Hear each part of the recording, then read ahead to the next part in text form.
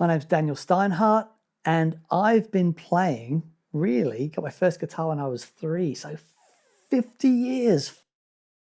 My first experience of seeing a guitar was Christmas Day, 1974. I was 3 years old, and my brother received one of those cheap little guitars in a triangle cardboard box.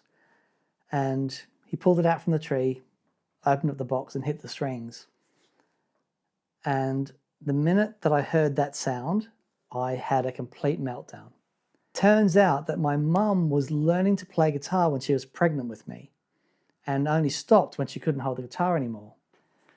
But something about the sound of that guitar, as soon as I heard it, it just resonated with me. And so the next day, Mum went and restrung an old nylon acoustic. And yeah, most days since then, I've been on a guitar. I had a very emotional response the first time I heard the sound of the strings vibrating and resonating. Something in me just tweaked. It's interesting that for me, it's the sound of guitar, and that always came first before. Lots of players will say they're musicians first, guitar second. I'm a guitar player first. It's always been the feel of it, the sound of it, the look of it. It's such a unique. It takes two hands to make a sound. There's something so, you hold it so close to you as you play it. Something so personal about the guitar. So yeah, that's why I was drawn to it to start, and still every day still drawn to it. I think growing up in Australia in the 70s and 80s, I wasn't a very sporty kid. I wasn't good at a lot of things, but the guitar was something that I connected with. And it's interesting because the guitar itself doesn't care, but every time that I connected with it, I don't know, it made me feel good, made me feel positive about myself. And one of the most important things about the relationship that I have with the guitar is the relationship that I have with other musicians. I find it really interesting trying to describe what it's like being in a band and playing music to people who've never had that experience. You share something that is very difficult to explain to someone who's never experienced it. Being in a band was always the pinnacle for me, and I feel very fortunate to have been in some really awesome bands. And that feeling of belonging and sharing something with your mates that most people on the planet never get to experience, and it's a truly wonderful thing. For me, it's the closest thing to real magic that we have. I go to bed every night still excited to get up in the morning and play my guitar. The relationship that I have with the instrument is still all encompassing to me, even at past 50.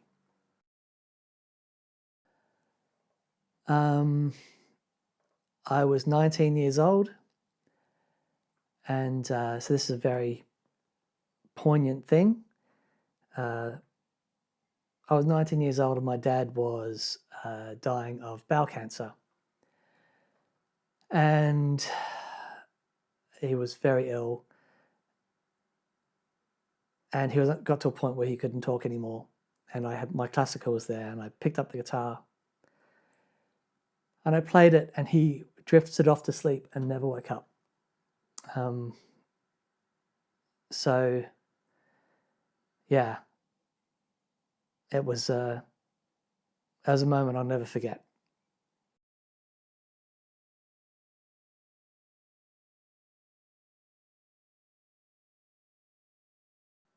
I've never wanted to stop playing. I've been very frustrated along the journey. The journey's not a straight line. There's been times where I've hated my guitar playing. Then it comes back around. I'm not too bad. So it is cyclical. I've never wanted to stop playing guitar, but there have been moments where it's been harder than others, simply because I've been very fortunate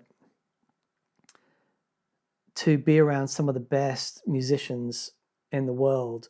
So my idea of what a good guitar player is, it's not a technical thing. It's the ability to say something on the instrument. Some of the artists that Mick and I hang out with and consequently become friends with, like, Andy Timmons and Robin Ford and Noel, and these have become mates of mine, and actually hearing them, the way they can express musically, it's really astonishing. So that's, my standard of being able to say something on the guitar is high. Just sit in a room with Mick for 10 years, and it's humbling. So, every now and then I'm like, why do I bother? But then I pick up the guitar and it's like, oh, okay, I love this. It's really amazing. So no, I never want to give up, but I want to get better. The thing that keeps me playing, I don't know who I would be without guitar. It's been such an important thing in my life, and I do identify with it. That's not necessarily a good thing.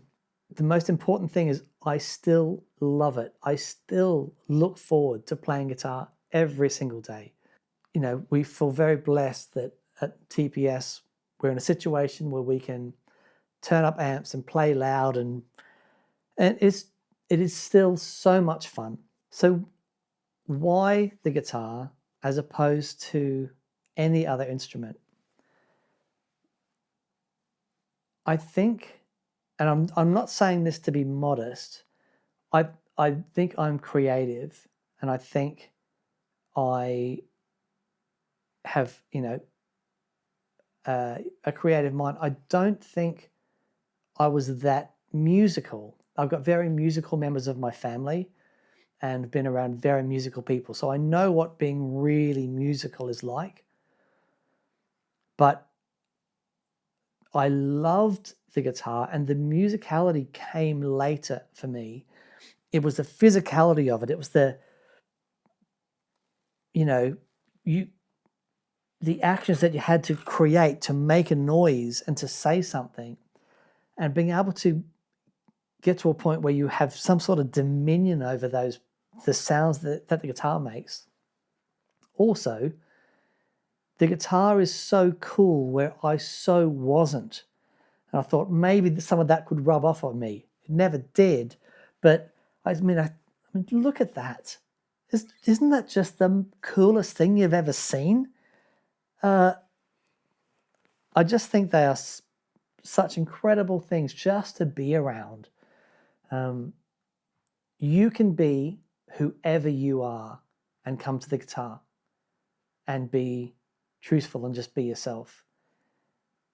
There is nothing more beautiful to me when someone is just really honest and comes to the guitar with a sense of integrity and a sense of who they are. I don't care if you bash out 2 power chords or make random noises. The guitar is the perfect instrument just to be who you are on. Because there is something in this for everyone. I truly believe that. I truly believe that playing guitar can make your life better. It's made my life better, 100%. And just having this to express something on every day, it's what life's about.